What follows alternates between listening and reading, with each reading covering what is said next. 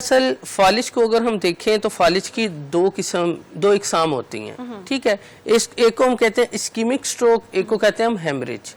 Ischaemic stroke का मतलब है कि आपके दिमाग में क्लॉट आया, आने के बाद वो क्लॉट निकल गया, उसके निकल जाने के बाद अब उसके जो सिम्टम्स आ रहे हैं वो आपकी बॉडी पे कुछ टाइम तक सस्टेन रहेंगे और आपने उन्हें रिवर्स करना होगा।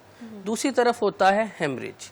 हेमरेज एक ऐसी कंडीशन है अगर उसमें सिम्टम्स आते हैं तो हम उसको रिवर्स नहीं कर सकते। क्यों? क्योंकि उसमें आर्टरी आपकी रप्चर हो जाती है। अब हम इस्कीमिक स्ट्रोक पे बात करें तो हमारे यहाँ एक बहुत ही मिसकंसेप्शन है, वो ये TIA और इस्कीमिक स्ट्रोक को लोग डिफाइन नहीं कर पाते। अब ये बताना बहुत ज़रूरी है TIA क्या होता है। TIA फालिज की एक ऐसी किस्म है कि 24 से 48 घंटे के लिए फालिज हुआ और ख़त्म हो गया, खुद ही ख़त्म हो गया।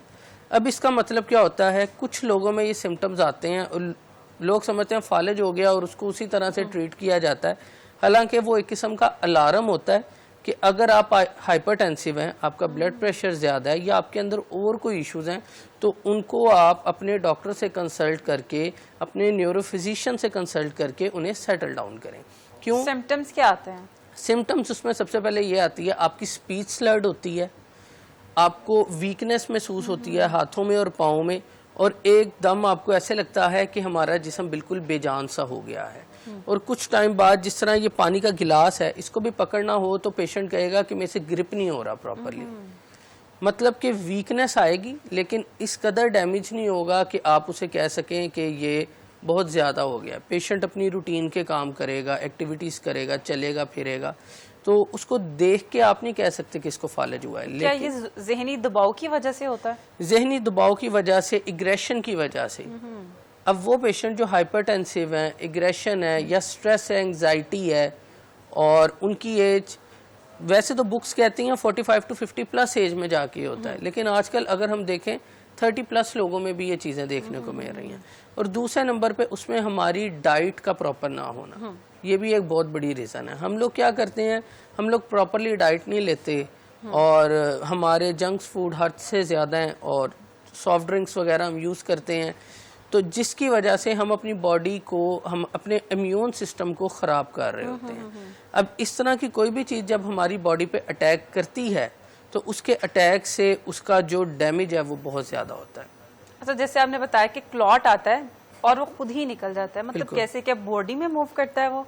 आपकी आर्टरी में क्लॉट आएगा और आके वो निकल जाएगा, मतलब कि आपका ब्लड जो है वो एक जगह रुक के फिर चल पड़ेगा।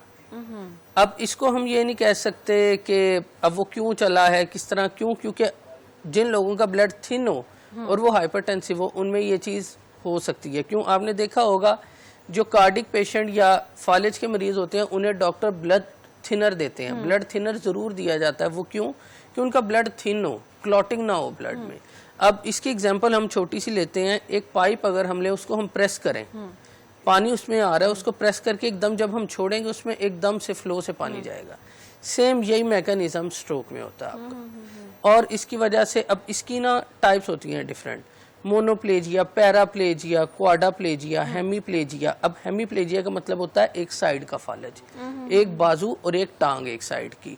मोनोप्लेजिया मतलब या हाथ या टांग कोई एक। पैराप्लेजिया मतलब दोनों टांगे। क्वाड्राप्लेजिया मतलब दोनों हाथ भी और दोनों टांगे भी। क्वाड्राप्लेजिया मेजरली इस्कीमिक स्ट्रोक में होता है, अगर हेमरेज स्ट्रोक में होता है। इस्कीमिक स्ट्रोक में आपको मेजरली एक साइड का फालिज देखने को मिलता है। पेशेंट की एक बाजू और एक टांग की मूवमेंट्स चली जाती हैं। अब उन